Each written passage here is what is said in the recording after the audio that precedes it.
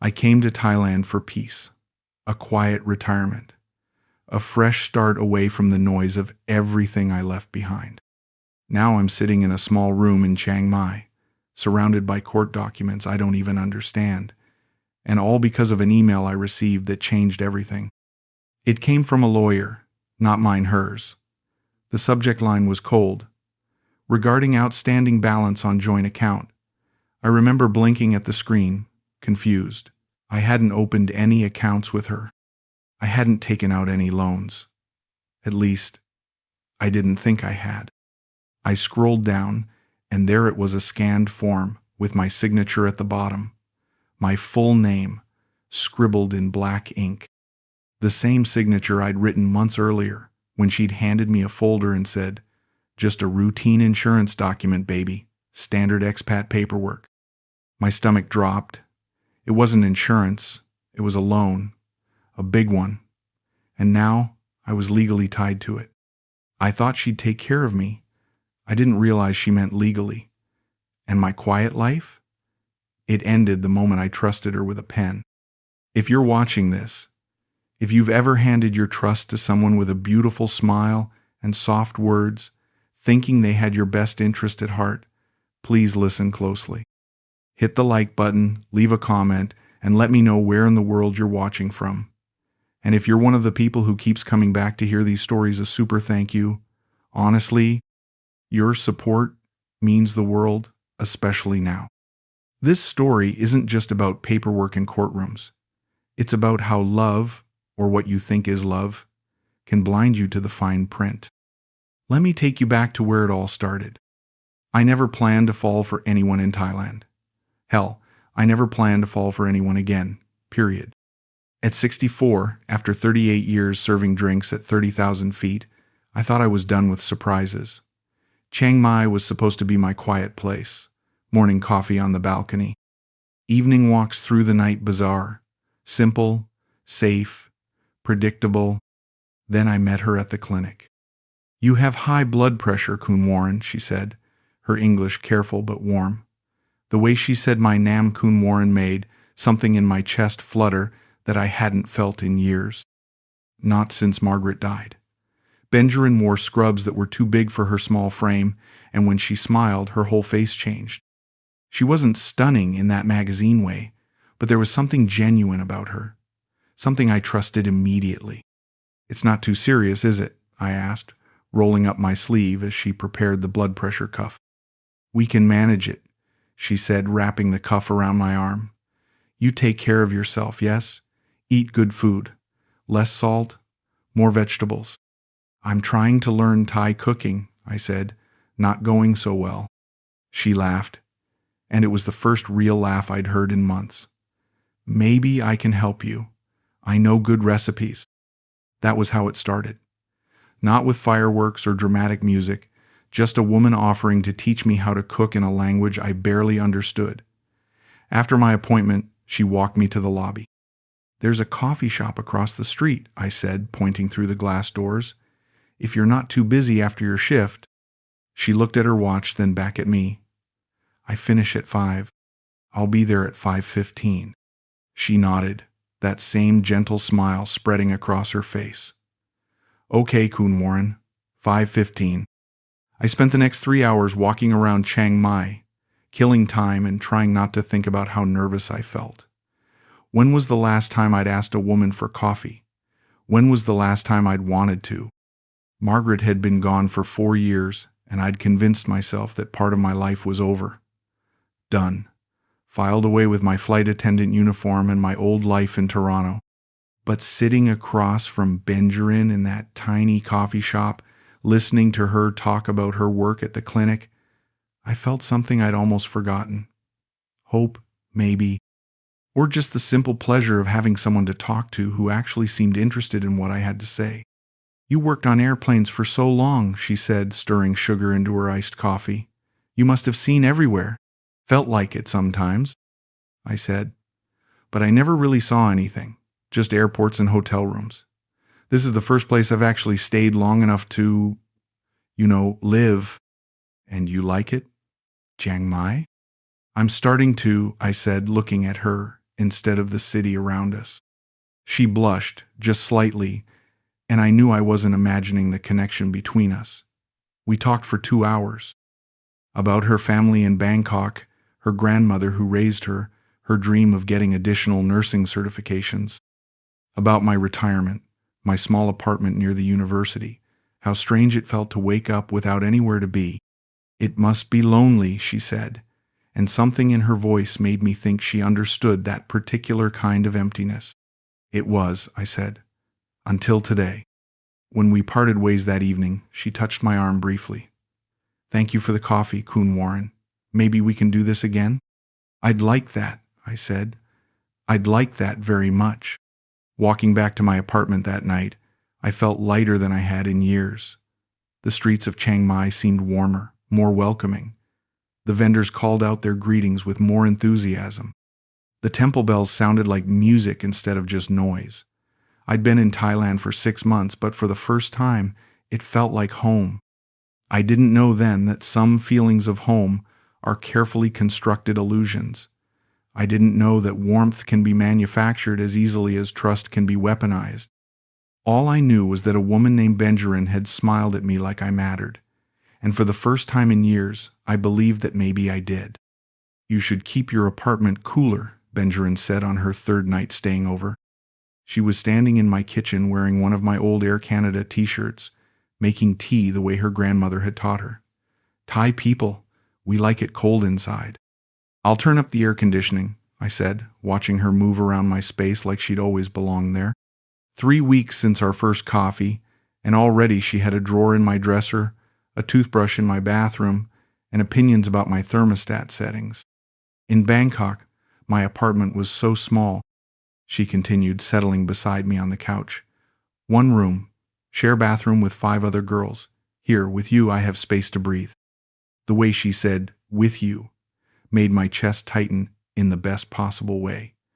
We'd been taking things slow dinner dates, temple visits, long walks through the Saturday walking street.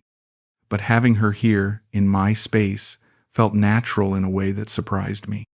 "Tell me about your grandmother," I said, pulling her closer. She always lit up when she talked about her family.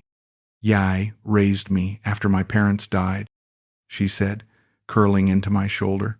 "She worked in a hotel in Bangkok, cleaning rooms, washing sheets, every day for 30 years. She saved money so I could study nursing." "She sounds incredible." "She is, but she's getting old now, 78. Her back hurts from all those years of bending over beds." Benjamin looked up at me, her eyes serious. "I send her money every month, but it's not enough. She needs surgery, but it's expensive." "How expensive?" "Too expensive," she said quietly. "More than I make in 6 months." I felt something shift in my chest. Here was this woman who'd brought so much light into my life, worrying about someone she loved, someone who'd sacrificed everything to give her a future. "What have I helped?" I said. She pulled back to look at me. "Warren, no, I can't ask you to." "You're not asking, I'm offering." I took her hands in mine. "I have money sitting in the bank doing nothing. Let me do something good with it." "You barely know me," she whispered, but there were tears in her eyes. "I know enough," I said. "I know you work double shifts to send money home. I know you cry when you talk about your grandmother's pain. I know you make me feel like I have a purpose again." She kissed me then, soft and grateful and desperate. "You are too good, Kun Warren. Too good for someone like me." "Don't say that," I said. "We're good for each other." And we were, or at least it felt that way. She taught me to make some tam, laughing as I fumbled with the mortar and pestle.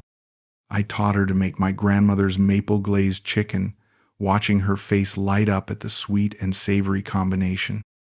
"In Thailand, we don't cook like this," she said, licking maple syrup off her fingers. "But I like it. I like learning your food." "Our food," I corrected. "This is our kitchen now, isn't it?" She smiled and kissed my cheek. Our kitchen, our apartment, our life. Those were the words I'd been hoping to hear without realizing it. Our life. Not my quiet retirement, but something bigger, something shared, something that mattered beyond just my own comfort and safety. I want to help with your nursing certification too, I said over dinner. You mentioned wanting additional training. It's expensive, Warren. The courses, the exams, the materials. How much? She named a figure that was significant for her, but manageable for me. Money from my pension that was just sitting there, collecting interest while I figured out how to spend the rest of my life. Consider it an investment, I said, in our future. You really mean it? She asked, her voice small. I really mean it. That night, as she slept beside me, I stared at the ceiling and felt something I hadn't experienced in years. Not just contentment, but genuine happiness, purpose, the sense that my life was building towards something meaningful instead of just winding down. I didn't question why she'd chosen Mia, aging Canadian with thinning hair and a modest pension. I didn't wonder about the timing, how she'd appeared just as I was settling into lonely routine. I was too busy feeling grateful, too caught up in the warmth of being needed again. Love, I thought, makes you stupid in the most wonderful ways. I had no idea how literally true that would turn out to be. The lease, it should have both our names, Benjamin said one morning over coffee. We'd been living together for 2 months, and she was standing at my kitchen counter wearing my robe, looking impossibly small and vulnerable. Both our names, I asked. For security? She said, not meeting my eyes. If something happens to you, I need legal right to stay. In Thailand, without proper documents, they can make me leave immediately. The thought of something happening to me, of her being left with nothing, made my stomach clench. Of course, I said, that makes sense. We should protect you. Her smile was radiant. You are so understanding, Hoon Warren. Most men, they want to keep everything separate. I'm not most men, I said, meaning it as a compliment to myself. The next day, she brought her cousin Kamsan to the apartment. He was thin, well-dressed, spoke excellent English, and carried a briefcase full of official-looking documents. Kamsan works with property management company, Benjamin explained. He helps foreigners with legal documents, visas, leases, business papers. Koon Warren, Kamsan said, shaking my hand with both of his. Benjamin tells me you are a very generous man, very understanding. I try to be, I said, though something in his smile made me slightly uncomfortable. The lease modification, it's very simple, he continued, spreading papers across my dining table. Just add Benjamin's name as co-tenant. Give her legal protection. The documents were in Thai with English translations attached. I scanned them, but the legal language was dense and confusing. Terms I didn't recognize, clauses that seemed to reference other clauses, numbers that I assumed were standard fees and deposits. What's this section about? I asked, pointing to a paragraph that mentioned monthly payments. Security deposit, Kamsan said smoothly. Standard requirement when adding co-tenant. Shows financial stability. And this? I pointed to another section. Insurance policy, Benjamin said quickly, to protect us both if there's damage to the apartment. I looked at her, trusting face, then at Kamsan's professional demeanor. Everything seemed legitimate, official, the kind of bureaucratic complexity I'd expected when I moved to a foreign country. Where do I sign? I asked. Here, and here, Kamsan said, pointing to lines marked with yellow sticky notes. I signed without reading every word. Why would I? These were people I trusted. Benjamin held my hand as I wrote my name, squeezing gently with each signature. Thank you, she whispered. Now I feel safe. 2 weeks later, she mentioned her grandmother's medical situation again. The doctor says Yai needs surgery soon, she said, curled against me on the couch. If we wait longer, it will be more complicated. How much do you need? I asked. It's not just surgery, she said. There are medications, physical therapy, special treatments. The doctor recommends a private hospital. Benjamin, just tell me the number. 200,000 baht, she said quietly. But Warren, I can't ask you for so much money. You're not asking, I said. I'm offering. Your grandmother raised you. She deserves the best care. The hospital, they want guarantee of payment. She said, Comsan says the easiest way is if you co-sign a medical loan. That way the money is available immediately, but I can pay it back slowly. Co-sign? You're not responsible for paying, she said quickly. It just shows the bank that someone with stable income supports the loan, like a character reference, but official. It sounded reasonable. I'd co-signed loans before, back in Canada, helped a neighbor buy a car once, helped my niece get her first credit card, standard practice for people you trust. What do I need to do? I asked. Komsan can bring the papers tomorrow, she said. Just one signature. Then Yai can have her surgery next week. The next evening, Komsan returned with another briefcase, another set of documents. This time the papers were thicker, more complex, with multiple pages of terms and conditions. Medical loan agreement, he explained. Very standard in Thailand. Warren co-signs, bank approves immediately, grandmother gets surgery. And I'm not financially responsible, I asked. Only if Benjamin stops paying, he said. But she has good job, steady income, no problems. Benjamin sat beside me, her hand on my arm. I would never put you at risk, Warren. Never. You've already done so much for me. I know, I said, and I did know. Or I thought I did. I signed the loan documents the same way I'd signed the lease modification. Quickly, trustingly, focused more on Benjamin's grateful smile than on the legal language I couldn't fully understand. Thank you, she whispered, kissing my cheek. You just saved my grandmother's life. That night I felt the same warm satisfaction I'd been feeling for months. The sense of being useful, needed, important in someone else's story. I was a man who could solve problems, who could make a difference, who could love and be loved in return. I had no idea I'd just signed away my financial security in 2 different languages. I woke up alone on a Tuesday morning in November. Not unusual, Benjamin often left early for the clinic, but her pillow was cold and her phone charger was gone from the nightstand. Small details that didn't quite add up to anything until I walked to the bathroom and saw that her toothbrush was missing. Benjamin? I called out, knowing she wouldn't answer. Her drawer in the dresser was empty. Her shampoo was gone from the shower. The small Buddha statue she'd placed on the windowsill had vanished. The apartment felt hollow in a way that made my skin prickle with unease. I called her phone, straight to voicemail. I called again an hour later. Still voicemail.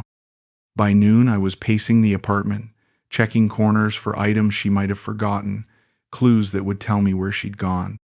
Maybe there was an emergency with her grandmother, I told myself. Maybe she'd had to rush to Bangkok. Maybe she'd tried to wake me, but I was sleeping too deeply. There were reasonable explanations for everything. I called the clinic. Sorry, Kun Warren, the receptionist said in heavily accented English. Benjamin, no work here anymore. She quit yesterday. Quit? My voice sounded strange in my own ears. Did she say why? Family emergency, the woman said. Very sorry. Cannot tell you more. I hung up and stared at my phone. Family emergency. That explained the sudden departure, but not why she hadn't told me. Not why she'd taken everything. Not why she wasn't answering my calls. I tried calling Kamsan. His number was disconnected.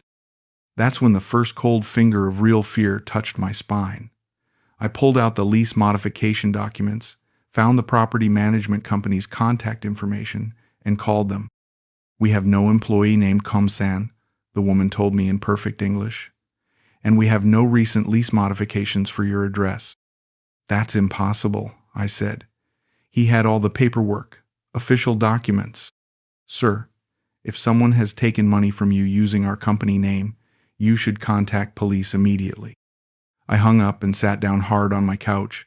The apartment suddenly felt foreign, like I was seeing it for the first time. The thermostat set to the temperature Benjamin preferred. The empty space where her belongings had been. The silence where her laughter used to be. At 4 o'clock, someone knocked on my door. 2 Thai men in business suits stood in my hallway. The older one spoke English with the careful precision of someone who'd learned it for professional purposes. Kung Warren Richardson? Yes. We are from Bangkok Financial Services. We need to discuss your loan payment. Loan payment? But even as I said it, my stomach was dropping toward the floor. You are 3 weeks overdue on payment for loan number BFS 4471 2024, the younger man said, consulting a tablet. Amount due is 47,000 baht. I co-signed that loan, I said. I'm not responsible for payments. Sir, the older man said, his voice patient but firm, you are primary signatory on this loan. According to our documents, you requested funds for medical expenses and agreed to monthly payments of 47,000 baht for 18 months. No, I said, but the word came out weak, uncertain. That's not right. I was just guaranteeing the loan for my girlfriend's grandmother. Do you have copy of loan documents? The younger man asked. I nodded and went to get them from the folder where I kept important papers. The men waited in my living room, polite but immovable. I brought them the documents Komsan had given me. The older man read through them quickly, then looked up at me with something that might have been sympathy. Sir, these documents say you borrowed 800,000 baht for medical and personal expenses. You are responsible for all payments. There is no other signatory listed. 800,000 baht. More than 20,000 Canadian dollars. That can't be right, I said. But I was looking at the papers now, really looking at them, and the numbers were there in black and white. My signature was there too, on every page. Your first payment was due 3 weeks ago, the younger man said. If you cannot pay today, we must begin legal proceedings. I don't have that kind of money, I said. Then you will need to speak with lawyer, the older man replied. We will return next week. If payment is not made, we will have no choice but to file with the court. After they left, I sat in my empty apartment and tried to understand what had happened to my life. Benjamin was gone. My savings were apparently committed to a loan I didn't remember agreeing to. And somewhere in the legal maze of documents I'd signed without reading, I'd become responsible for debt that could wipe out everything I had. I called her phone one more time. This time, I got a message saying the number was no longer in service. That's when I knew. Deep in my bones, with the crushing certainty of someone who'd been played for a fool, I knew that everything, every sweet word, every grateful smile, every night she'd spent in my bed had been leading to this moment. The moment when I would discover that love, real or manufactured, could bankrupt you just as efficiently as any other addiction. The apartment was quiet, too quiet. The kind of quiet that comes when you realize you've been talking to yourself for months, believing in conversations that were really just monologues. I was alone, I was in debt, and I was finally awake. The Bangkok bank office in Chiang Mai was air-conditioned to the point of being painful. I sat across from a loan officer named Mr. Sakchai, watching him review documents that apparently had my name all over them. The loan was approved for medical expenses, he said in careful English. 800,000 baht. Very standard terms for someone with your visa status and bank balance. But I didn't apply for a loan, I said for the third time. I co-signed for someone else. Mr. Sakchai looked at me with the patience of someone who dealt with confused foreigners regularly. Sir, according to our records, you applied personally. Your girlfriend, Miss Benjamin, was listed as beneficiary for medical expenses, but you are sole borrower. Show me the application, I said. He turned his computer screen toward me. There was my signature, clear as day, on a loan application, written entirely in Thai. The English translation was attached, but it was different from what I remembered Komsan telling me.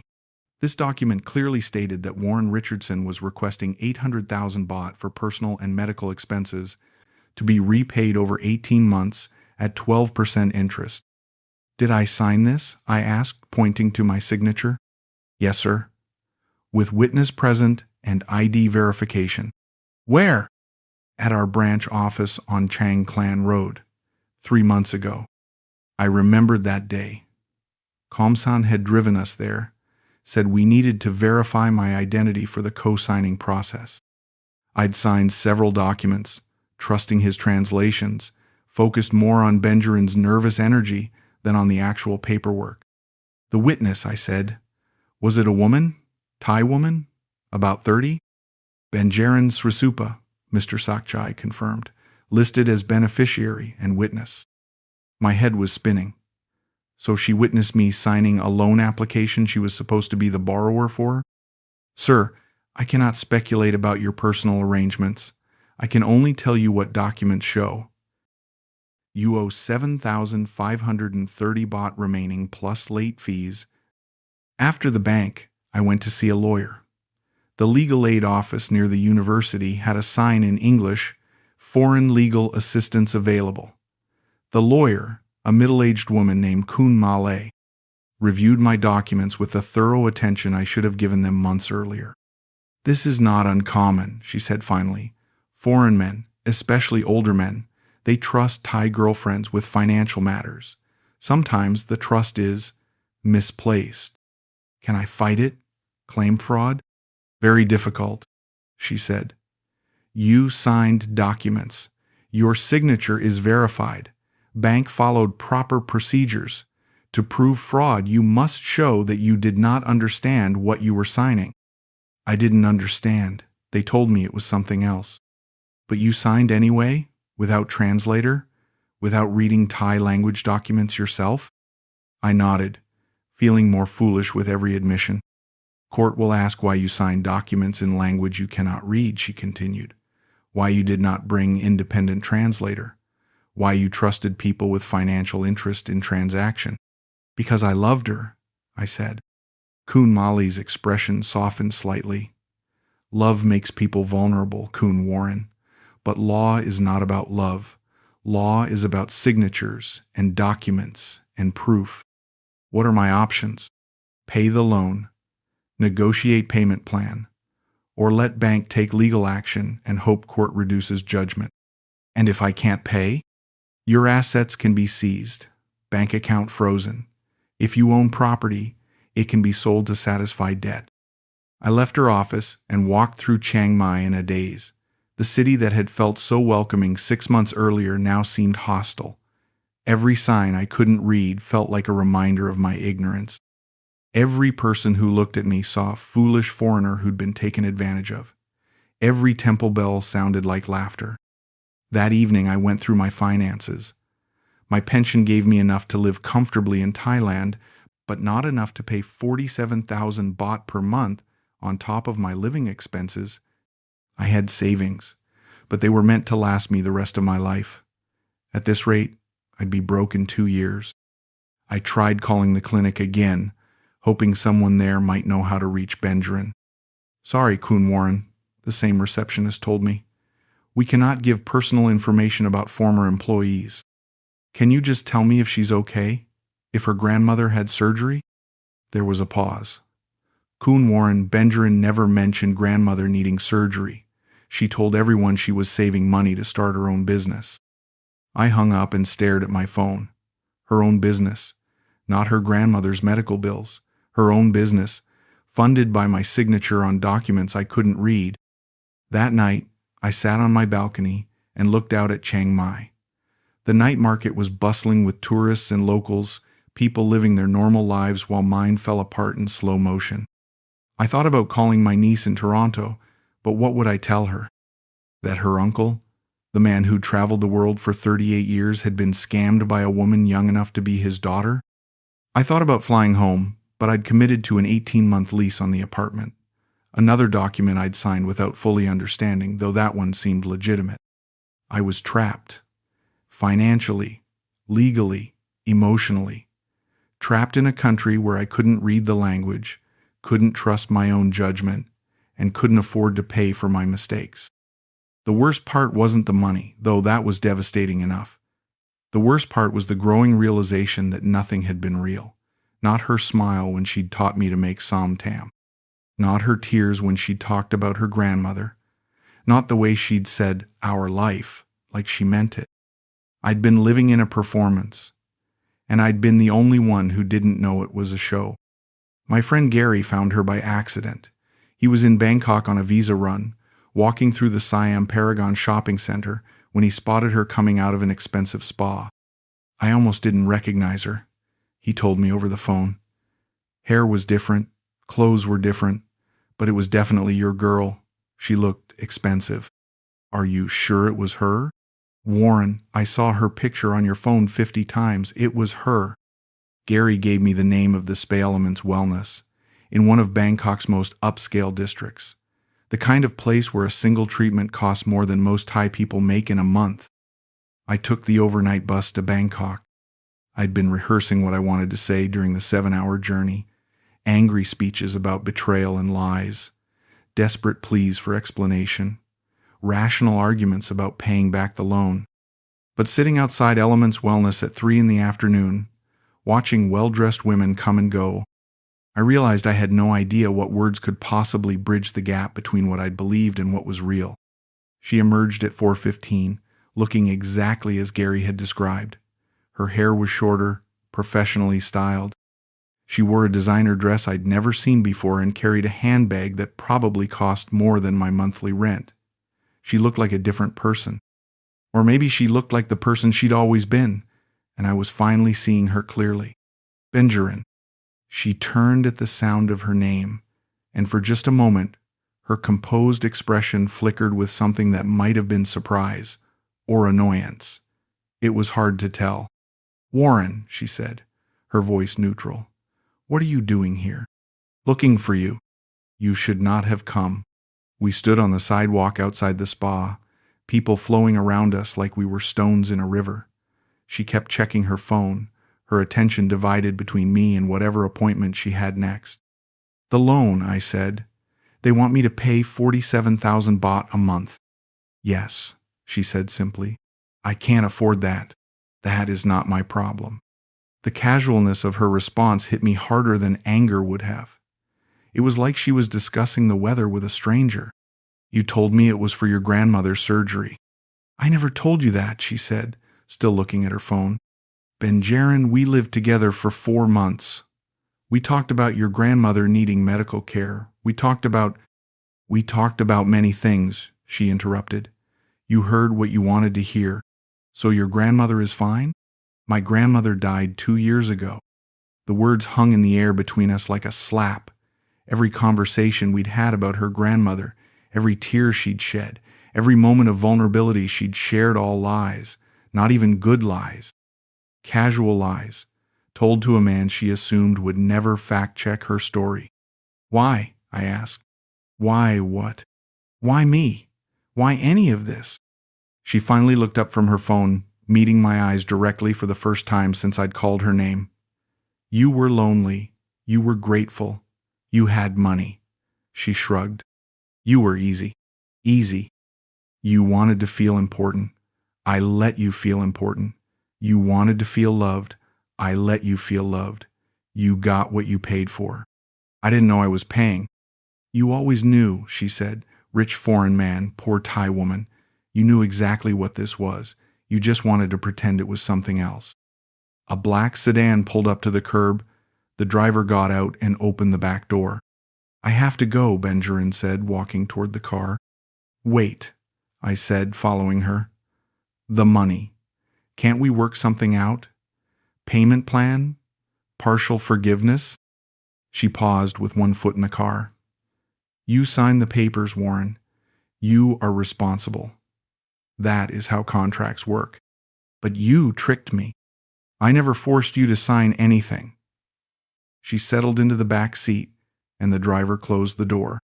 She rolled down the window just enough to speak. You wanted to save me. You wanted to be the hero in your own story. I just gave you what you wanted.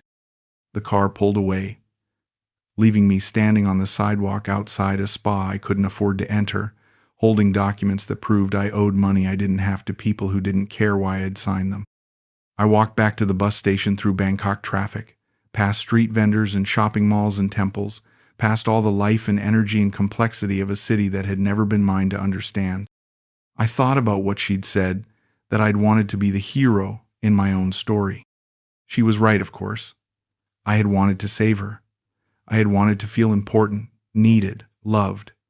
I had wanted to matter in someone else's life because my own had started to feel meaningless. But sitting in the back of the overnight bus, watching Bangkok disappear into darkness, I realized something else. I hadn't been the hero in my own story. I'd been the mark, the easy target, the lonely old man with a pension and poor judgment. The story I'd been living had never been a romance. It had been a con game, and I'd been too grateful for the attention to notice I was being played. The bus rolled through the Thai countryside, past rice fields and small towns, carrying me back to Chiang Mai and the debt that was waiting for me there. I closed my eyes and tried to sleep, but all I could see was Benjamin's face as she'd said the words that would haunt me for months to come. "You are responsible. That is how contracts work." The email from my niece Sarah arrived on a Thursday morning, 3 weeks after my Bangkok trip. "Uncle Warren, haven't heard from you in a while. Mom's worried. She says you usually call every month. Everything okay over there? Send pictures of your adventures. Love, S." I stared at the message for 20 minutes before typing back. "Hi, Sarah. Sorry for the silence. Everything's fine here. Been busy with cultural immersion, language classes, keeping busy. Will call your mom soon. Love, Uncle W." I hit send before I could second-guess the lie. The truth was, I hadn't called anyone in Canada since discovering the loan. What would I tell them? That their brother, their uncle, the man who'd spent 4 decades navigating international airports and foreign cities, had been swindled by a woman who'd told him her dead grandmother needed surgery? My apartment was starting to feel like a prison. I'd sold my motorcycle to make the first loan payment, then my camera equipment for the second. My television, my sound system, my nice clothes, everything that made the place feel like home was disappearing piece by piece to feed a debt I'd never meant to create. The worst part was how normal everything looked from the outside. I still went to the morning market for vegetables, still had coffee at the same cafe where I'd first talked to Benjamin, still exchanged pleasantries with my neighbors. But underneath the routine, I was drowning in slow motion. "You look thin, Kun Warren," Mrs. Somporn from the apartment downstairs said one evening as we waited for the elevator. "You eating okay?" "Fine," I said, just trying to be healthier. Good, good. Thai food is very healthy. You need Thai girlfriend to take care of you," she said with the well-meaning ignorance of someone who didn't know I'd already tried that approach. At the expat bar near Thapi Gate, other foreign men shared similar stories with the dark humor of survivors. My ex-wife cleaned out my Thai bank account. An Australian named Pete told the group one evening. Turned out she'd been married to 2 other guys at the same time. We all found out at her wedding to husband number 4. "At least you figured it out," said Frank, an American from Oregon. "I'm still paying rent on an apartment in Pattaya for a woman who moved to Germany with her real boyfriend 6 months ago." Everyone laughed, including me, because what else could you do? We were a support group of sorts middle-aged Western men who'd come to Thailand looking for something we couldn't name and found expensive lessons instead. "The thing is," Frank continued, "part of me still misses her, even knowing what she did, even knowing it was all fake. How fucked up is that?" I understood exactly how fucked up it was. Because late at night, lying alone in my increasingly empty apartment, I found myself missing Benjamin too. Not the real her, the calculating woman I'd met outside the spa in Bangkok, but the version of her I'd fallen in love with.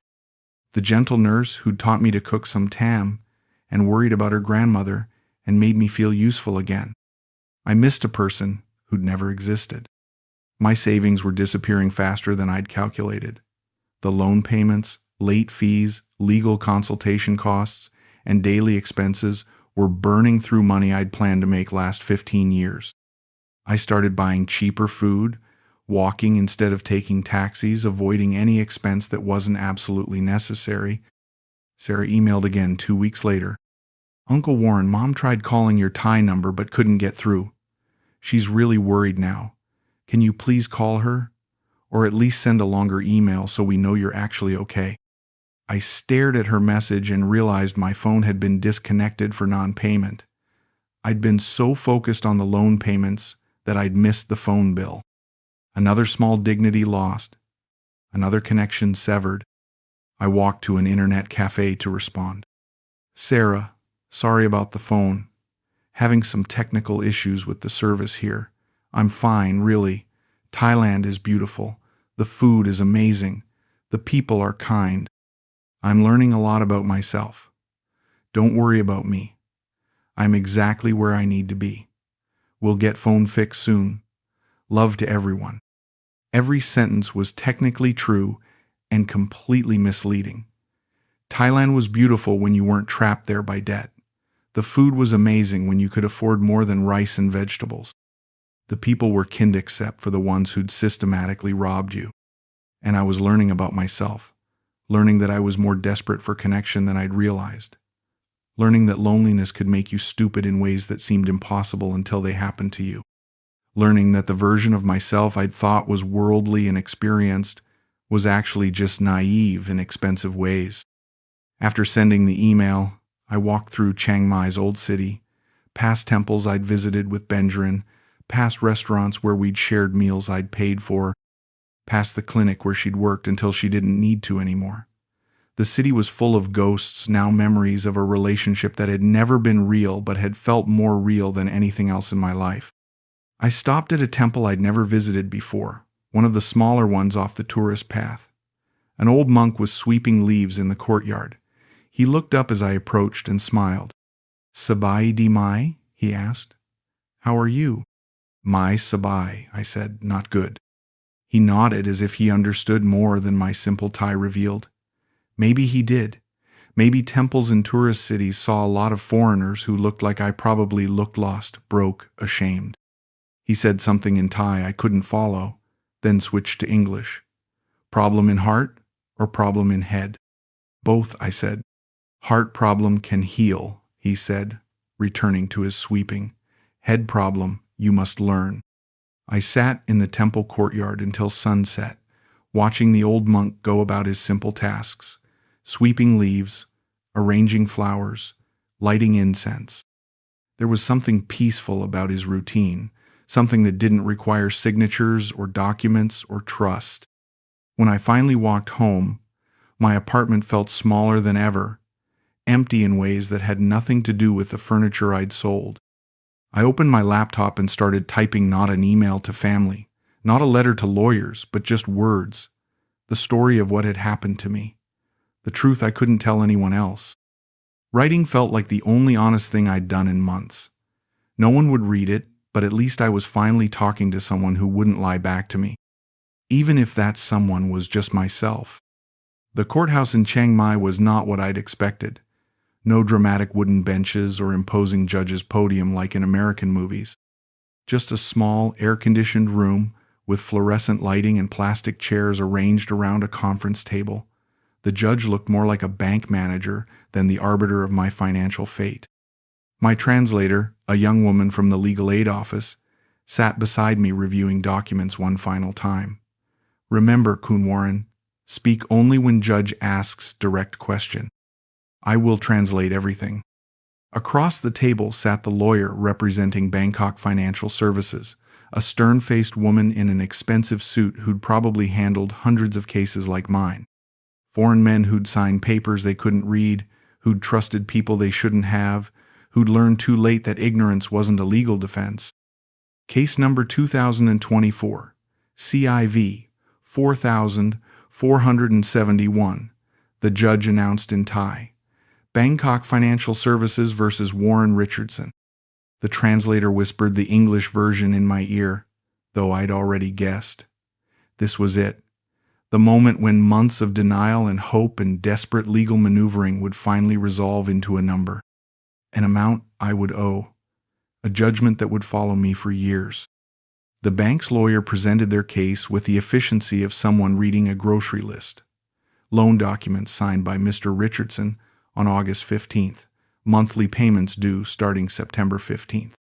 Multiple missed payments despite written notices. Total amount owed including penalties and legal fees, 847,000 baht. When it was my turn to present my defense, I felt like I was explaining a fever dream to someone who'd never been sick. Your Honor, I said through the translator, I believed I was co-signing for someone else's medical loan. I was told the documents were for my girlfriend's grandmother's surgery. Did you read the loan documents before signing? The judge asked. I tried to, but they were in Thai. I was told they were standard co-signing papers. Did you bring an independent translator to the signing? No, Your Honor. I trusted the people helping me. Did you ask for English translations of all documents before signing? I was given English summaries, but not complete translations.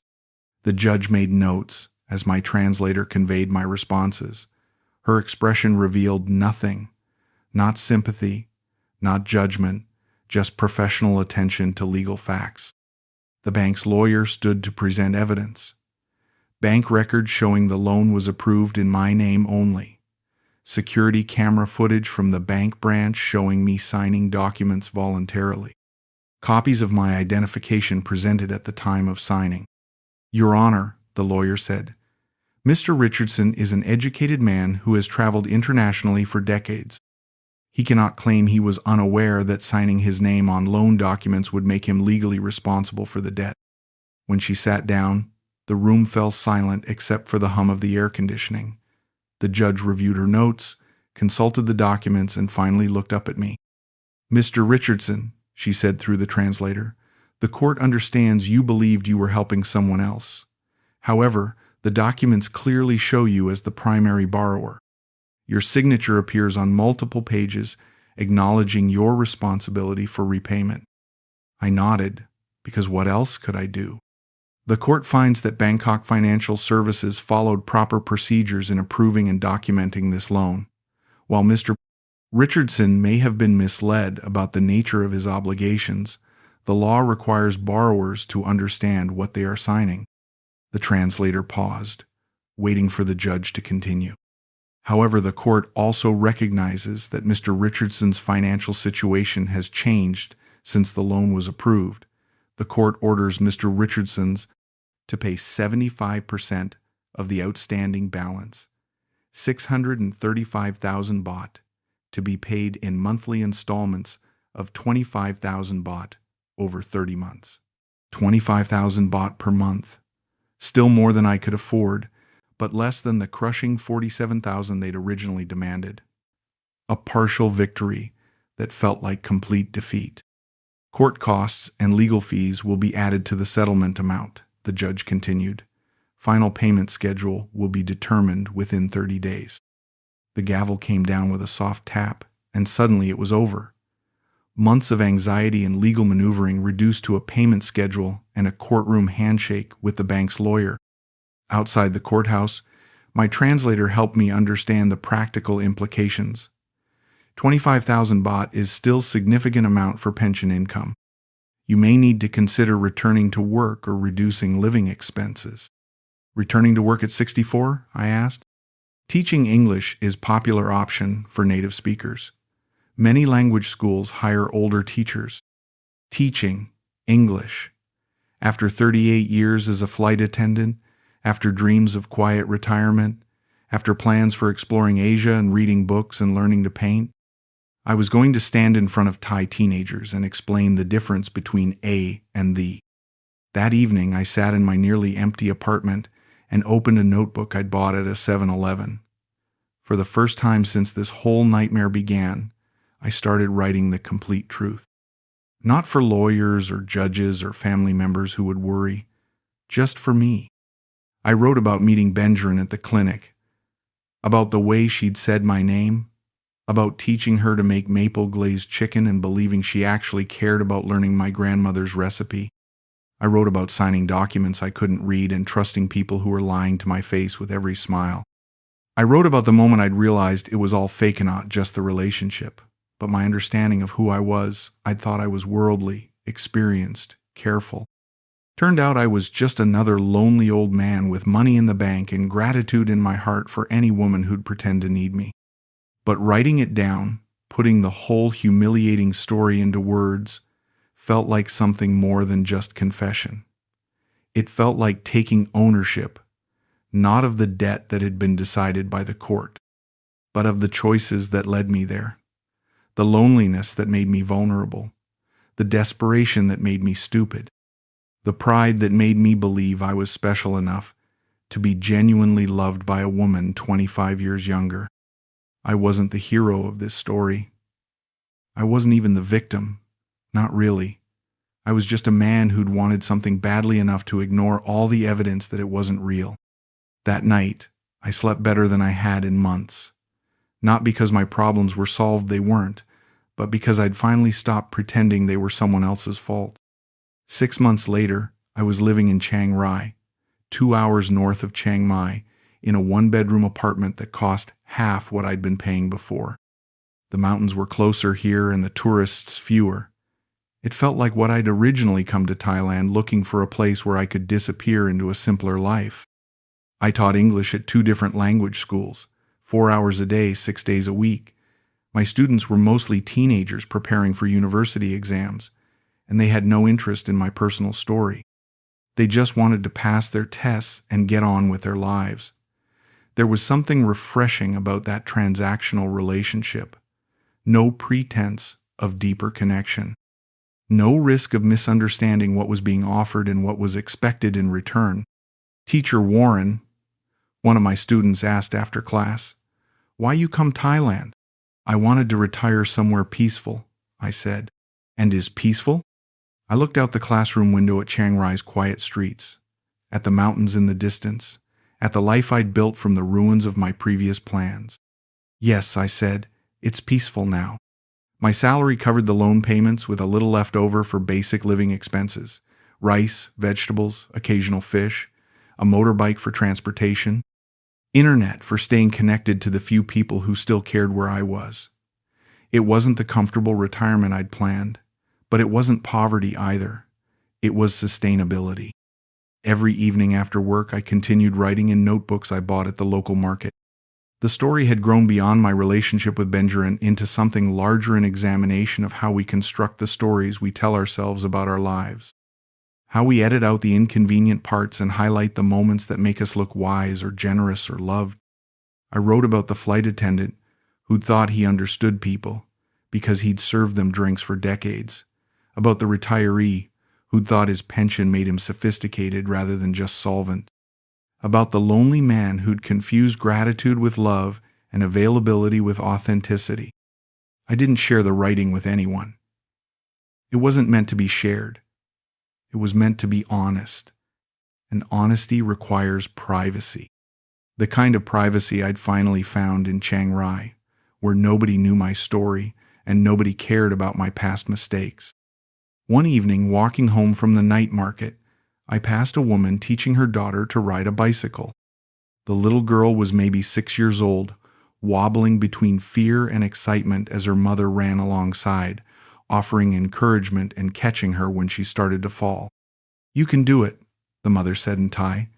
"Just keep looking forward." I understood enough Thai now to follow the conversation, and something about that phrase, "keep looking forward," stuck with me as I continued home. It seemed like good advice for someone trying to rebuild a life from careful choices rather than grand gestures.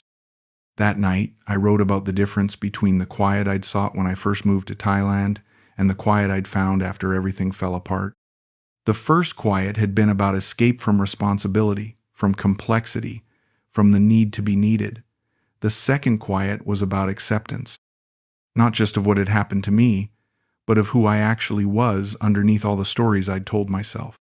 I wasn't a generous man who'd been taken advantage of by a calculating woman.